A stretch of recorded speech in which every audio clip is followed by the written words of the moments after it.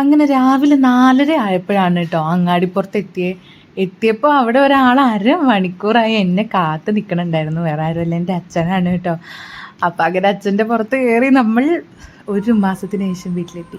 ഞാൻ എത്തിയ ഉടനെ എന്ത് ചെയ്യും, കുളിക്കും. എനിക്ക് ഈ ട്രെയിനിലിരുന്നിട്ട് കുളിക്കാണ്ട് ഉറങ്ങാൻ പറ്റില്ല. അങ്ങനെ ഞാൻ കുളിച്ചു. പിന്നെ ഞാൻ ഈ പോകുന്നത് എങ്ങോട്ടാണെന്നറിയോ? പാട്ട് കേൾക്കുമ്പോൾ മനസ്സിലാവുണ്ടായിരിക്കും അല്ലേ, അമ്പലത്തിലോട്ടാണ്. ഇന്നെൻ്റെ പിറന്നാളാണ്. അപ്പം നിങ്ങൾ വിചാരിക്കും ഈ പെണ്ണിനെ എന്തിനാ ഇത്രയും നേരത്തെ അമ്പലത്തിൽ പോണേ? ശരിയാ, അമ്പലത്തിൽ ആരുമില്ല, നമ്പൂതിരി മാത്രമേ ഉള്ളൂ. വിളക്ക് പോലും കത്തിച്ചിട്ടുണ്ടായിരുന്നില്ല.